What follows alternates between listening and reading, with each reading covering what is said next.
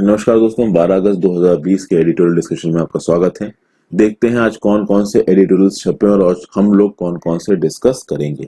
आगे बढ़ने से पहले दोस्तों, अगर वीडियोस की नोटिफिकेशन नहीं मिल रही तो टेलीग्राम ग्रुप ज्वाइन कर लीजिए, नीचे डिस्क्रिप्शन बॉक्स में लिंक दिया हुआ है। साथ साथ इंस्टाग्राम पे फॉलो करके आप मुझसे अपने डाउट्स भी क्लियर कर सकते हैं। तो हम लोग बात करते हैं the future of Indian secularism. पहला आर्टिकल, यहाँ पे सेक्युलरिज्म की बात की गई है। अब देखिए, सेक्युलरिज्म की बात की गई तो रिलीजन से रिलेटेड बात की गई है। मतलब क्या है इंडिया में कि भैया देखिए, जो गवर्नमेंट है वो रिलीजन में इंटरफेयर करेगी इक्वल तरीके से। यूएस में सेक्युलरिज्म का मतलब क्या है वो अलग है। टर्की की डेमोक्रेसी में सेक्युलरिज्म का मतलब क्या है वो अलग है। समय समय पे मैं आपको एडिटोरियल में बताता रहता हूँ। अब जब सेक्युलरिज्म की बात आएगी तब रिलीजन पे डिस्कशन होगा। इसमें फिर जो अलग अलग इंडिया के लीडर्स रहे, बी आर अम्बेडकर जी का क्या थॉट प्रोसेस था, जवाहरलाल नेहरू जी का क्या थॉट प्रोसेस था, इसके ऊपर बातचीत होगी। पूरी दुनिया में रिलीजन के नाम पे क्या चल रहा है इसके ऊपर बातचीत होगी। तो इस आर्टिकल में देखिए, फर्स्ट ऑफ ऑल बहुत डीप साइकोलॉजिकल थॉट दी हुई है। दूसरा, एक इन्फ्रेंस लिया गया है जो रिसेंटली अभी भूमि पूजन हुआ है अयोध्या में, उसका। तो basically it is straightforward related to religion. और एक अभी रिसेंट इशू जो कि बहुत ही ज्यादा सेंसिटिव इशू है, उससे रिलेटेड ये आर्टिकल बात कर रहा है कुछ हद तक। तो मैं इस आर्टिकल को स्किप कर रहा हूं। वैसे भी हम लोग रिलीजन से रिलेटेड आर्टिकल्स को नहीं डिस्कस करते। अगले आर्टिकल में चलते हैं, India's population data and a tale of two projections. देखिए, अभी लैंडसेट नाम का एक जर्नल है, उसमें एक स्टडी पब्लिश हुई है। उस स्टडी को कराया है सियाटल जो कि यूएसए का एक स्टेट है।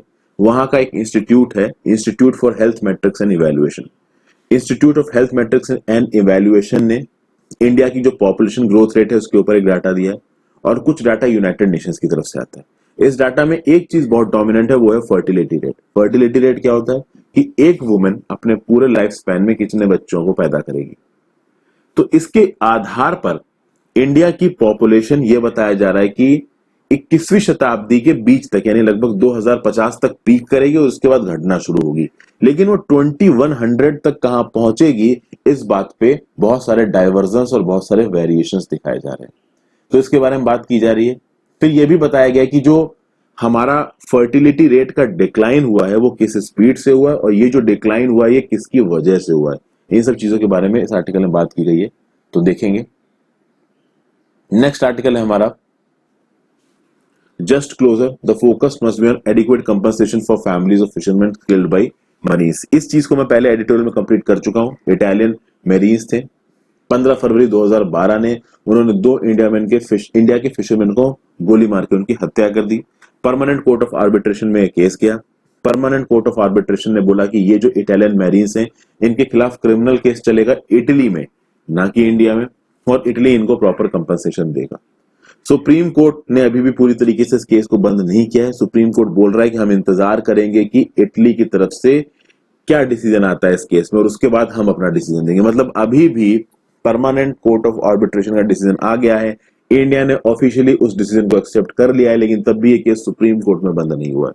सुप्रीम कोर्ट इस बात को इंश्योर कराना चाहती है कि वो जो फिशरमैन मरे थे उनके इंटरेस्ट सेफ गार्डेड रहे। तो यहाँ पे ये बोला जा रहा है कि इस समय पे सुप्रीम कोर्ट को जबरदस्ती इसमें घुसना नहीं चाहिए। नीडलेस क्विबलिंग की जरूरत नहीं है। मतलब जब ट्राइब्यूनल का रूलिंग आ गई है, हमने उसको एक्सेप्ट कर लिया, तो हमें इटली की जजमेंट का इंतजार करना चाहिए। जबरदस्ती उसमें अपनी टिप्पणी नहीं देनी चाहिए। अगर सुप्रीम कोर्ट जबरदस्ती इस चीज में अपनी टिप्पणी देगा तो इंटरनेशनल कम्युनिटी में एक आवाज जाएगी कि इंडिया पीसीए के जजमेंट को पूरी तरीके से मान नहीं रहा है। इसको देखेंगे। नेक्स्ट आर्टिकल है राजस्थान लेसन्स। यहां पे क्या बात की गई है कि भैया देखिए, कांग्रेस के दो फैक्शंस बन गए थे, one led by Sachin Pilot, one led by Ashok Gehlot in Rajasthan. ये तो बहुत दिन से चल ही रहा है। अभी के लिए ऐसा लग रहा है कि एक ट्रूस हो गया है और दोनों के बीच में जो मन मुटाव था वो मन मुटाव अब खत्म कर दिया गया। ओके, तो इसके बारे में कुछ बातें कही गई, देखेंगे इसे। फिर अगला आर्टिकल है democracy capture, what happened to Indian democracy. देखिए एक्चुअली हुआ क्या है कि एक किताब अभी लिखी गई है recently, making sense of Indian democracy. इसके राइटर है योगेंद्र यादव। ये किताब बिक भी रही है। तो इस किताब में कुछ स्पेसिफिक बातें कही गई हैं। Dark side of Indian democracy के बारे में बताया गया। Dark side of Indian democracy मतलब कि जब एंटी सिख राइट्स हुए उसके बाद कांग्रेस सरकार जीत गई। जब गुजरात का प्रोग्राम हुआ तब आपका गुजरात में असेंबली इलेक्शंस थे, वो नरेंद्र मोदी जीत गए। तो इस तरीके की बातें यहाँ पे बोली गई, dark side of Indian democracy की बात की गई, इंडियन डेमोक्रेसी ने एक्चुअली किस तरीके से काम किया है इसको यहाँ पे डिसिफर करने की बात की गई है। कोई मतलब नहीं है, एग्जाम्स के पर्सपेक्टिव से बिल्कुल इंपॉर्टेंट नहीं है, ठीक है। थोड़े पोलराइजिंग बातें भी हैं इसमें, इस आर्टिकल को तो वैसे भी नहीं देखेंगे। अगले आर्टिकल में चलते हैं। नेट इतना गंदा चल रहा है, अभी भी नेट मेरा रीइंस्टेट नहीं हुआ है और मैं अपने फोन से कनेक्ट करके आपके सामने वीडियोस अपलोड वगैरह कर रहा हूँ, इसलिए नेट्स बहुत ही गंदा चल रहा है। विदर अवर व्यू ऑफ द वर्ल्ड, यहाँ पे क्या बोला गया है, देखिए इंटरनेशनल रिलेशंस की बात की गई। International as relations as a discipline, मतलब इंटरनेशनल रिलेशन अब अलग एक डिसिप्लिन, एक अलग सब्जेक्ट है। इस सब्जेक्ट को बने 100 साल हो चुके हैं।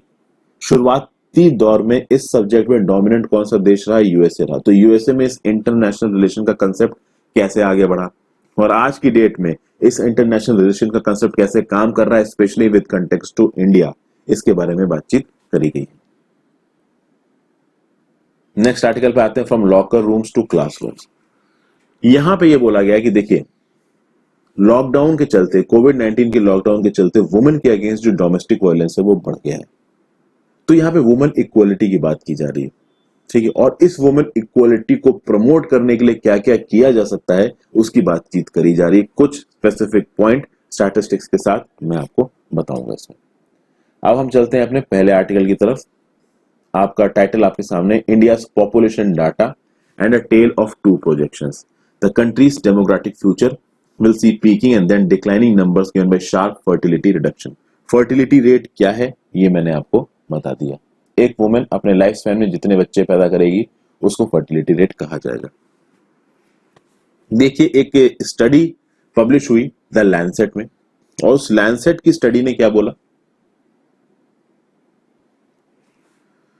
कि इंडिया, जिसके बारे में बोला जा रहा है कि बहुत ही जल्दी ये दुनिया की सबसे पॉपुलस कंट्री बन जाएगा, सबसे ज्यादा आबादी वाला देश बन जाएगा, इसकी आबादी अभी बढ़ेगी और मिड सेंचुरी तक बढ़ेगी, यानी लगभग 2050 तक इंडिया की आबादी बढ़ेगी, पीक करेगी, और उसके बाद इंडिया की आबादी नीचे घटना शुरू होगी और 21 सेंचुरी जब तक खत्म होगी तब तक इंडिया की आबादी बहुत कम होगी।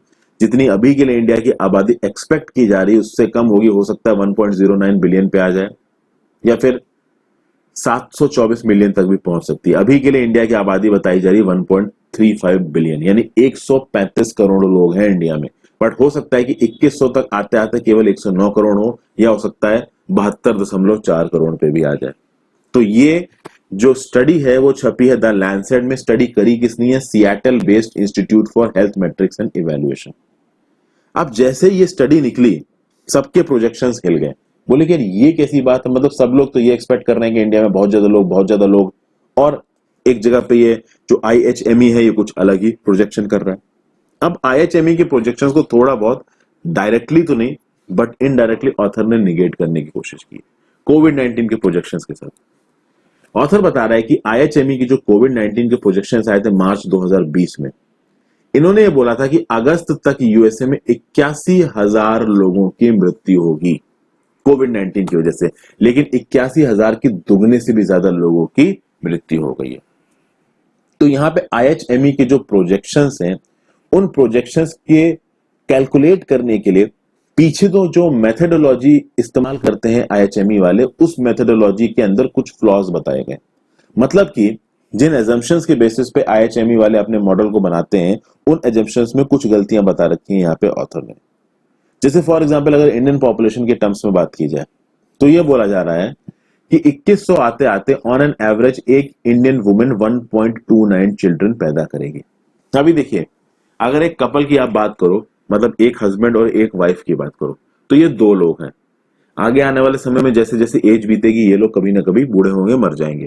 ओके, अगर ये कपल दो बच्चे पैदा करता है तो वो जस्ट अपना रिप्लेसमेंट कर देंगे, मतलब ये दो लोग मरेंगे, इन्होंने दो बच्चे पैदा किए, फिर वो दो बच्चे दुनिया में छोड़ के जाएंगे और इस तरीके से चीजें चलेंगी।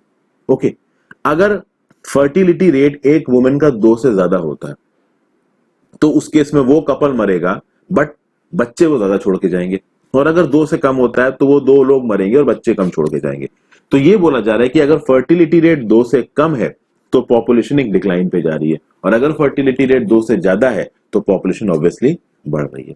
यहां पे एक पॉइंट बोला गया है कि इंडिया के लिए आप 2100 में 1.29 फर्टिलिटी एज्यूम कर रहे हैं और उसी समय यूएसए में आप 1.53 फर्टिलिटी रेट एज्यूम कर रहे हो और फ्रांस में 1.78 फर्टिलिटी एज्यूम कर रहे हो, ये गलत है, ये पॉसिबल नहीं है। मतलब ये कहने की कोशिश कर रहा है आईएचएमई कि भैया फ्रांस और यूएसए में फर्टिलिटी रेट ज्यादा होगा और इंडिया में फर्टिलिटी रेट कम होगा। यहाँ पे कुछ फ्लॉ सा बनता नजर आ रहा है आईएचएमई की मॉडलिंग में। ऐसा कौन बोल रहा है? इस आर्टिकल का ऑथर। अब आईएचएमई की प्रोजेक्शंस के साथ साथ यूनाइटेड नेशंस की प्रोजेक्शन भी देख लेते हैं। यूनाइटेड नेशंस के प्रोजेक्शन इस लिंक पे छपे हुए हैं और ऊपर आईएचएमई की प्रोजेक्शंस इस लिंक पे छपे हुए हैं। दोनों प्रोजेक्शंस आप जाके देख सकते हो दोस्तों, अगर आप खुद बहुत इंटरेस्ट रखते हो तो। बट हालांकि इन सब चीजों में समय बर्बाद मत करिए। यूनाइटेड नेशंस क्या बोलता है? 2050 तक हमारी आबादी पहुंच जाएगी 1.64 बिलियन, 164 करोड़। ओके, आईएचएमई क्या बोल रहा था? 2048 तक हमारी आबादी पहुंच जाएगी 1.61 बिलियन, 161 करोड़। तो कुल मिला के देखिए कि 2050 तक के जो प्रोजेक्शन है आईएचएमई की और यूनाइटेड नेशंस ने, वो ऑलमोस्ट सेम है। ओके, जो डाइवर्जेंस है, जो दोनों के प्रोजेक्शंस में फर्क है, वो फर्क आता है 2050 के बाद, यानी in the latter half of the 21st century. According to United Nations 2100 तक आते आते देश की आबादी होगी, यानी इंडिया की आबादी होगी 1.45 बिलियन, 145 करोड़। वहीं पे आईएचएमई आबादी के लिए क्या बोल रहा है? 109 करोड़। बहुत बड़ा फर्क है, बहुत बड़ा फर्क। और ये डाइवर्जेंस आ क्यों रहा है? वो डाइवर्जेंस इसलिए आ रहा है कि जो आईएचएमई का जो मॉडल है, जो वो कैलकुलेशन कर रहे हैं, वो कैलकुलेशन कर रहे हैं अभी के लिए इंडिया में जो नेशनल फैमिली हेल्थ सर्वे चल रहा है, उस नेशनल फैमिली हेल्थ सर्वे में कॉन्ट्रासेप्टिव यूज पे बहुत जोर दिया जा रहा है। हमारी जो सरकार है वो कॉन्ट्रासेप्टिव यूज पे बहुत जोर देती है। मतलब कि जो हमारे एक्रेडिटेड सोशल हेल्थ एक्टिविस्ट होंगे, जो फ्रंट लाइन वर्कर्स होंगे, वो घर घर में जाके लेडीज से बात करेंगे, उनको बोलेंगे कि भाई आप कॉन्ट्रासेप्टिव्स का प्रयोग करिए, ठीक है, आप कॉन्डोम्स का प्रयोग करिए। इस तरीके की चीजें जा जाके वो कपल्स को बताएंगे, एक लेडी जाके लेडी को बताएगी, ताकि फैमिली प्लानिंग में इन्वॉल्व हो सके जो हमारे देश के कपल्स हैं। ये सब बातें यहाँ पे बोली जा रही है। तो इस आर्टिकल को ऑथर बोल रहा है कि आईएचएमई बहुत हद तक नेशनल फैमिली हेल्थ सर्वे के डाटा पे डिपेंड कर रहा है। ओके, और नेशनल फैमिली हेल्थ सर्वे का डाटा प्रमोट भी कर रहा है और कोशिश कर रहा है कि इंडिया में कॉन्ट्रासेप्टिव यूज को बढ़ाया जाए। लेकिन बात यह है कि कुछ रिसर्च कराई गई है, रिसर्च हुई है national council of applied economic research. इसका जो नेशनल डाटा इनोवेशन सेंटर है, वहां पे रिसर्च करी शांतनु प्रामाणिक और उसके कलीग्स ने। वो क्या बताते हैं? वो बताते हैं that contraceptive use in NHFS is purely estimated and as a result unmet need for contraception may be lower than estimated by the IHME model। देखिए यहां पे दोस्तों दो चीजें निकल के आ रही हैं। कॉन्ट्रासेप्टिव यूज का टारगेट क्या है और एक्चुअली में कॉन्ट्रासेप्टिव यूज किया कितना जा रहा है। मतलब सरकार ने टारगेट बना रखा है कि भैया गांव में जाके कॉन्ट्रासेप्टिव्स को बांटो ताकि फैमिली प्लानिंग कर सके कपल। एनएचएफएस में डाटा रिपोर्टिंग हो रही कॉन्ट्रासेप्टिव यूज की, वो डाटा रिपोर्टिंग सही हो रही है, गलत हो रही है, इसके ऊपर बहुत से सवाल उठते हैं। बहुत सारे अलग अलग ऑटोनॉमस ऑर्गेनाइजेशंस इस चीज पे बातचीत करते हैं। कहीं ना कहीं ये जो आईएचएमई का मॉडल है वो इस चीज को कंसीडर कर रहा है कि जो एनएचएफएसए का सर्वे है ये क्या बता रहा है कि भैया जो कॉन्ट्रासेप्टिव है उनको बहुत हैवी मात्रा में इंडिया में इस्तेमाल किया जाएगा, जिसके चलते इंडिया की जो आबादी है जितनी तेजी से एक्सपेक्ट किया जा रहा है कि वो बढ़ेगी, उतनी तेजी से बढ़ेगी नहीं और 2100 में 1.09 बिलियन होगी, यानी 109 करोड़ होगी। बट यूनाइटेड नेशंस का ऐसा कहना नहीं है।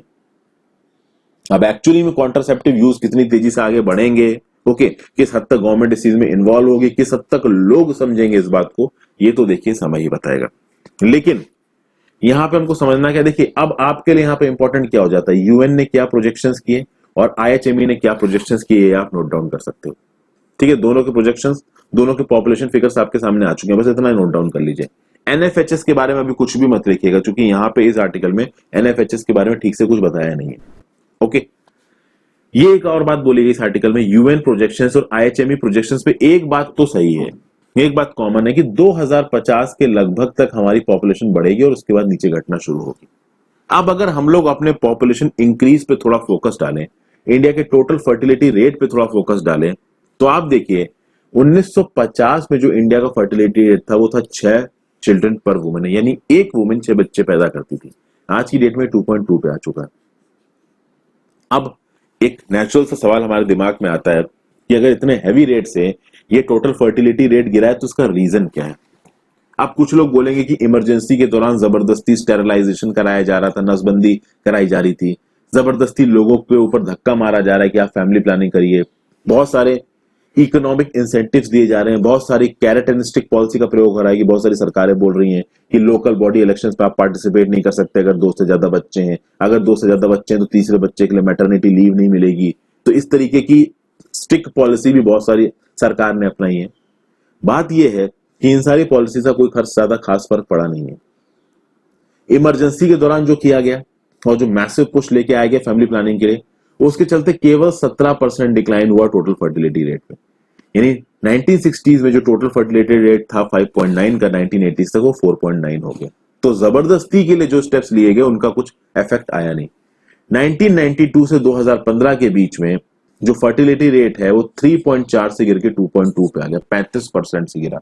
अब हमें यह समझना जरूरी है कि इस टाइम पीरियड में ये जो फर्टिलिटी रेट है ये इतनी तेजी से कैसे गिरा है। और यहाँ पे जो इसका रीजन बताया जा रहा है ऑथर का साथ, ऑथर ये बोल रहा है कि भैया हमारे देश में सोशियो इकोनॉमिक ट्रांसफॉर्मेशन हुआ है, लोगों के सोचने का तरीका बढ़ा है। अब लोग इस बात पे ज्यादा ध्यान देते हैं कि हमारे बच्चे स्कूल कॉलेजेस में जाके पढ़ें, बड़े बड़े मल्टीनेशनल कंपनीज में काम करें, सॉफ्टवेयर कंपनीज में काम करें, गवर्नमेंट जॉब्स करें, और इसके लिए हमें कम बच्चे करने हैं और उन बच्चों पे ज्यादा ध्यान देना है। ये हमारे देश के कपल्स को समझ आना शुरू हो गया है। जब हमारा देश आजाद था केवल एक डोमिनेंट ऑक्यूपेशन था, वो था एग्रीकल्चर। तो माँ बाप क्या सोचते थे कि भाई बहुत सारे बच्चे पैदा कर लो, खेतों में काम करने में आसानी होगी। आप क्या सोचते हैं कि नहीं भाई कम बच्चे पैदा करो तो उनको पालने में आसानी होगी, वो आगे जाके बढ़ेंगे। एक और स्टडी है, एक और फैक्ट दिया गया है इस आर्टिकल में। देखिए वेस्टर्न कंट्रीज में भी टोटल फर्टिलिटी रेट गिर रहा है, इंडिया में भी टोटल फर्टिलिटी रेट गिर रहा है, बट वेस्टर्न कंट्रीज में जो फर्टिलिटी रेट गिर रहा है और इंडिया में जो गिर रहा है उसकी दो अलग वजह है। वेस्टर्न कंट्रीज के जो लोग हैं ना वो फैमिली के साथ ज्यादा अटैच नहीं है, बहुत ज्यादा फैमिली बच्चों में उनका घुसना नहीं है। आप देखिए वहां पे जब बच्चे बड़े हो जाते हैं तो माँ बाप को साइड करके साइड निकल लेते हैं। ज्यादातर माँ बाप अगर उनके पास खुद की प्रॉपर्टी नहीं तो वो एज ओल्ड होम में रहते हैं। ये वेस्टर्न कंट्रीज में कॉमन फिनोमिना है, इंडिया में ऐसा नहीं है।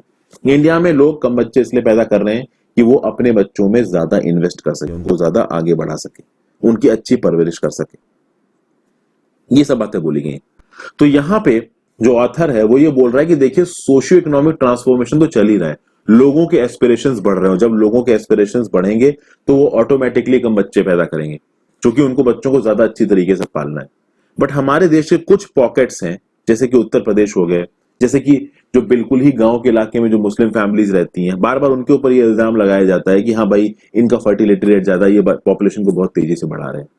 तो यहाँ पे ऑथर बस यही कहने की कोशिश कर रहा है कि जो पॉलिटिशियंस हैं, जो हमारी सरकार है, जो हमारी एडमिनिस्ट्रेटिव विंग्स हैं, उनको अपनी डिसीजन मेकिंग इस अकॉर्डिंग लेनी चाहिए कि एस्पिरेशंस को लोगों तक पहुंचाओ, उनकी सोशियो इकोनॉमिक कंडीशंस को अच्छा करो, और साथ साथ जो हमारे फ्रंट लाइन वर्कर्स हैं वो कॉन्ट्रासेप्टिव मीन्स को भी उन तक पहुंचाएं। उनको खुद एक चॉइस दी जाए कि हाँ भाई आपको क्या करना है, बच्चे ज्यादा करने हैं या कम करने हैं। जैसे जैसे हमारी इकोनॉमी आगे बढ़ेगी, जैसे जैसे अगल बगल चीजें जो होती हुई नजर आएंगी दूसरे लोगों को, उनकी जो प्रैक्टिसेस है फैमिली प्लानिंग को लेके वो भी बदल जाएंगी।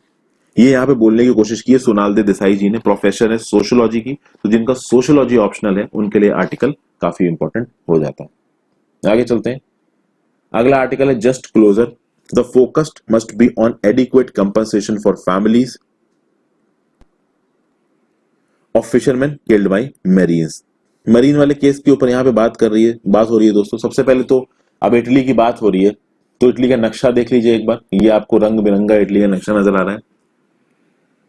इटली के साउथ में आपको टिरेनियन सी नजर आ रहा है, इस तरफ गल्फ ऑफ टरांटो नजर आ रहा है, यहाँ पे एड्रियाटिक सी नजर आ रहा है, यहाँ पे स्ट्रेट ऑफ सिसिली नजर आ रहा है। तुनिसिया और सिसिली के आइलैंड को सेपरेट करता है ये स्ट्रेट ऑफ सिसिली। ध्यान रखिएगा दोस्तों कि इटली की कौन सी साइड पे क्या है, क्योंकि अक्सर कर इटली न्यूज में कोरोना वायरस की वजह से भी न्यूज में रहा है इटली, और इटालियन मरीन केस की वजह से न्यूज में रहा है। तो हो सकता है यूपीएससी में एक एमसीक्यू मैप से बन जाए। तो अब देखिए जो इटली की पीडमोंट प्रोविंस है इसके नेबर्स देख लेते हैं। इसके वेस्टर्न साइड पे है फ्रांस, नॉर्दर्न साइड पे आप देखोगे तो लोम्बार्डी और पीडमोंट प्रोविंस के नॉर्दर्न साइड में स्विट्जरलैंड। दूसरी तरफ आप देखिए तो ऑस्ट्रेलिया आ जाता है, स्लोवेनिया के साथ भी बाउंड्री बनाता है आपका इटली। तो land boundary Slovenia, Australia, Switzerland, France के साथ बन रही है। इटली की साउथ में ही कॉर्सिका नाम का एक आइलैंड दिख रहा है। अब चूंकि वो इटली के इतना पास है तो हो सकता है आपको लगे कि इटली का है, बट वो इटली का नहीं है, फ्रांस का है। यहाँ सार्डिनिया नाम का जो आइलैंड है वो इटली का है। सिसिली नाम का जो आइलैंड है वो इटली का है। सिसिली में तो बहुत सारी पिक्चरों की शूटिंग भी होती है। रिसेंटली अगर आपने एक्वामैन मूवी देखी हो तो उसकी शूटिंग आपका सिसिली में हुई थी। तो अब यहाँ पे बातचीत क्या बोली गई है कि देखिए, सुप्रीम कोर्ट ने फिर से अभी एक स्टेटमेंट दी है इटालियन मरीन्स केस में। इटालियन मरीन केस में जो केस था वो परमानेंट कोर्ट ऑफ आर्बिट्रेशन तक चला गया। परमानेंट कोर्ट ऑफ आर्बिट्रेशन ने बोला कि नो डाउट इन मरीन्स ने इंडिया के वाटर्स में आके गोली चलाई, जिसकी वजह से जान माल का नुकसान हुआ, फिर प्रॉपर्टी को नुकसान हुआ, फिर इंडियंस का मॉरल नुकसान हुआ, और इसके लिए इनको हर्जाना देना पड़ेगा। बट इनका जो ट्रायल है वो इटली में चलना चाहिए। तो क्रिमिनल ट्रायल इटली में चलेगा और फिर ये डिसाइड किया जाएगा कितना हर्जाना देना है। इंडिया ने इस डिसीजन को मान लिया। अब अगर इंडिया ने इस डिसीजन को मान लिया तो किसी भी तरीके की कोर्ट प्रोसीडिंग्स जो कि इंडिया में चल रही हैं उसको ड्रॉप कर देना चाहिए। बट सुप्रीम कोर्ट ने अभी भी इस कोर्ट प्रोसीडिंग्स को ड्रॉप किया नहीं है। एक ट्रायल कोर्ट में एक केस चल रहा था। सुप्रीम कोर्ट ने फिलहाल के लिए बोला है कि हम इंतजार करते हैं कि इटली की कोर्ट्स में इस पे क्या डिसीजन आता है और उस डिसीजन के हिसाब से हम अपना एक्शन लेंगे। यानी कुल मिला के अभी भी सुप्रीम कोर्ट ने इस केस को अलाइव रखा है, जो कि सही नहीं है। ऑथर यहां ये कहने की कोशिश कर रहा है कि जब परमानेंट कोर्ट ऑफ आर्बिट्रेशन का डिसीजन आ चुका है, ट्राइब्यूनल का डिसीजन आ चुका है, तो इंडिया में फिलहाल के लिए इस केस को ड्रॉप कर दिया जाना चाहिए, जबकि इंडियन गवर्नमेंट ने जाके वहां पे परमानेंट कोर्ट ऑफ आर्बिट्रेशन के डिसीजन को एक्सेप्ट किया है। तो अगर इंडियन गवर्नमेंट ने उस डिसीजन को एक्सेप्ट किया तो फिलहाल के लिए कोर्ट प्रोसीडिंग्स ड्रॉप होनी चाहिए। बट सुप्रीम कोर्ट पूरी तरीके से कोर्ट प्रोसीडिंग्स ड्रॉप नहीं कर रहा है। सुप्रीम कोर्ट ये बोल रहा है कि एक बार इटली में केस खत्म हो जाने दीजिए, जब वो खत्म हो जाएगा वहां पे फिर हम डिसाइड करेंगे कि इटली ने सही किया या गलत किया। This is not a good president. बस ये बात कही जा रही है इस आर्टिकल में। ओके, अब इटली में इनके ऊपर केस क्या चलेगा? फर्स्ट ऑफ ऑल दो चीजों पे इटली में इस बात पे बहस होगी। इन्होंने गोली चलाई तो इन्होंने क्रिमिनल ऑफेंस किया है। इस क्रिमिनल ऑफेंस की सजा क्या है ये इटली डिसाइड करेगा। देखिए, ये तो मैं अभी आपसे बोल देता हूं, कुछ खास होने वाली है नहीं। दूसरी बात, मेन चीज यहां पे कंपनसेशन कितना दिया जाएगा, कितना पैसा दिया जाएगा उन फिशरमैन की फैमिलीज को जिनके मतलब जो मेल मेंबर्स थे वो मरे थे। अब देखिए, इंसिडेंट हुआ है 2012 में, 2020 चल रहा है, 8 साल से केस घसीटता ही आ रहा है, घसीटता ही आ रहा है। तो जल्दी इसका डिसीजन आ जाए वही बेटर है। ओके, आगे चलते हैं। अगला जो टॉपिक है वो है Rajasthan lessons on Congress truce. अभी रिसेंटली राजस्थान में क्या हो रहा है आप सबको पता है। जो चीफ मिनिस्टर वहां के अशोक गहलोत और जो पहले के वहां के deputy chief minister Sachin Pilot, उन दोनों के बीच में बहस हो गई। सचिन पायलट अपने एमएलए को लेके पास के हरियाणा स्टेट के रिजॉल्ट में चले गए। काफी तक तक बवाल चलता रहा।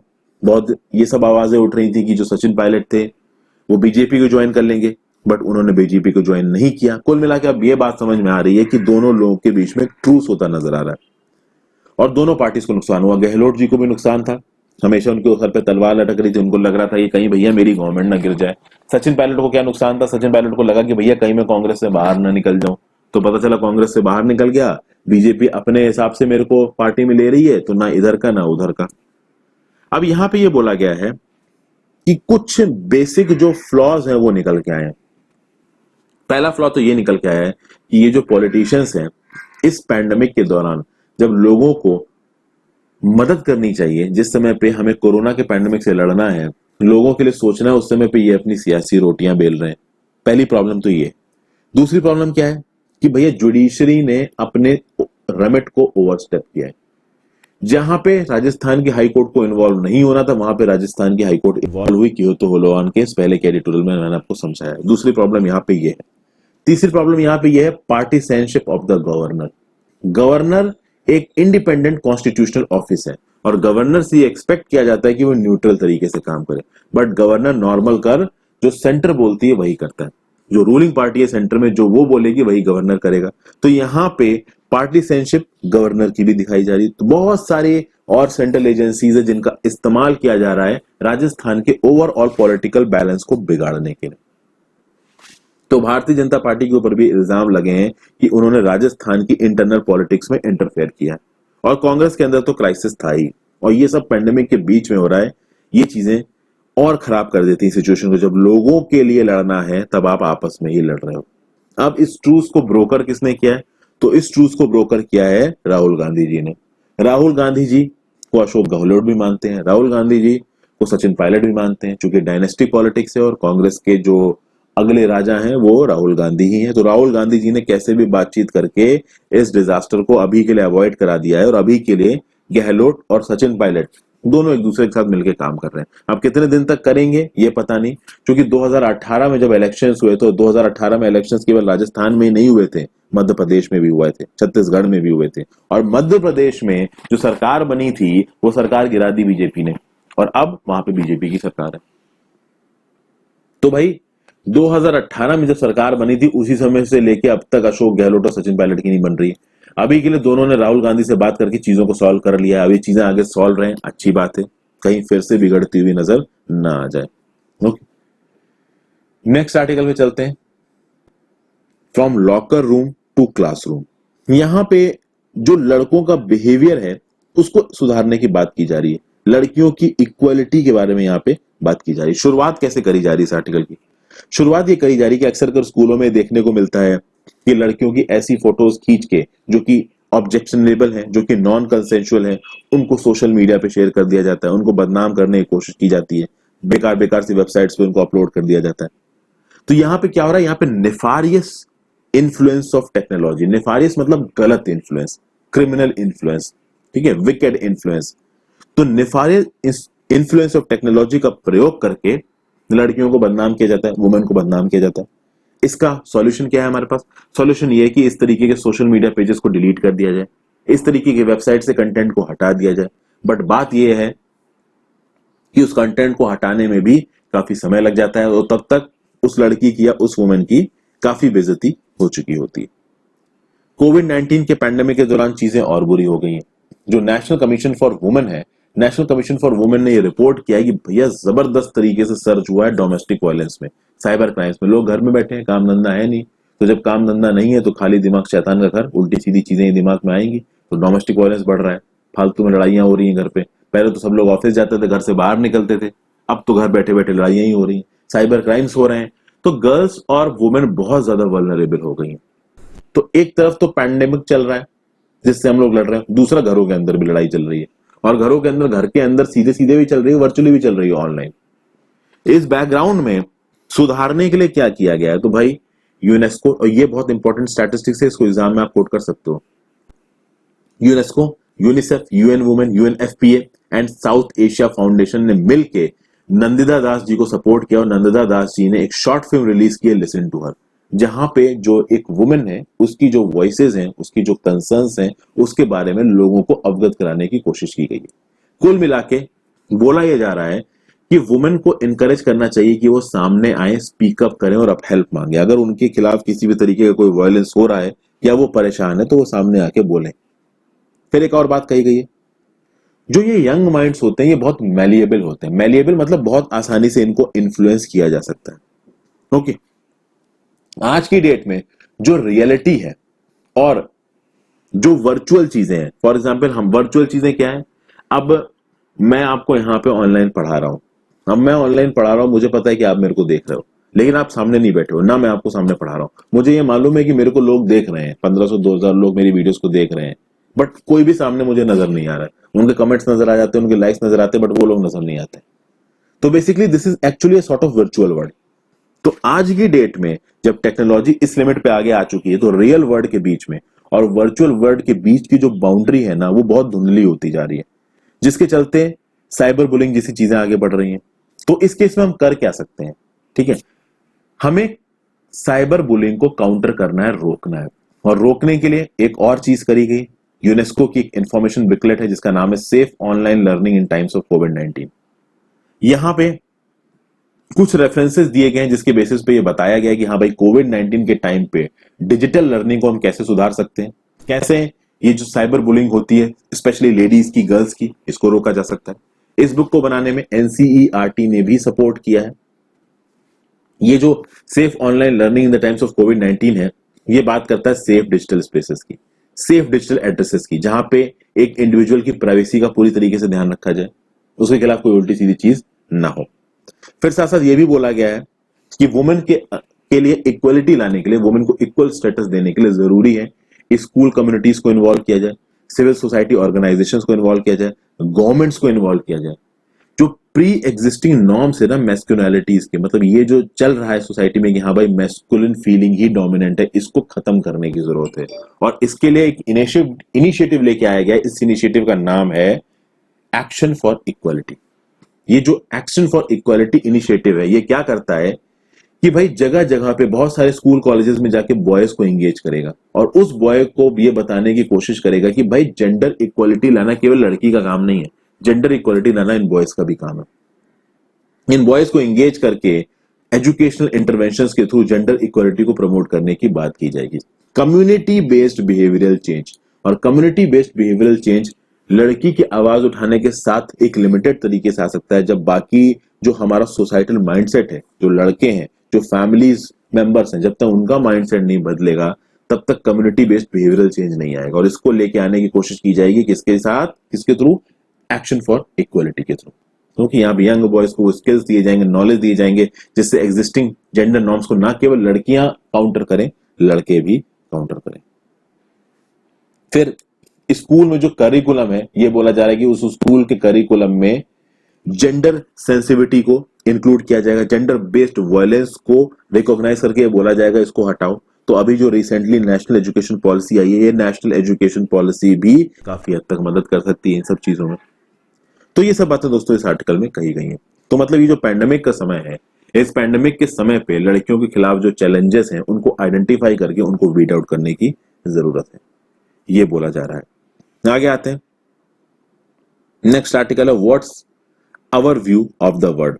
तो what's whither our view of the word, sorry, whither का मतलब क्या होता है, फॉल इनटू डीके और डिक्लाइन, मतलब किसी चीज का डिक्लाइन होना, किसी चीज का डीके होना, मतलब हमारी दुनिया के बारे में जो सोच है वो डिक्लाइन कर रही है। अब यहां पे बोला क्या है, the case for non American voices in international relation debates has never been stronger than now. यहां पे देखिए, मैं आपको कहानी की तरह पूरा आर्टिकल समझा दूंगा, आप बस सुनते रहिए, कुछ लिखने की जरूरत नहीं, कुछ लिखने लायक दोस्तों यहाँ पे है नहीं।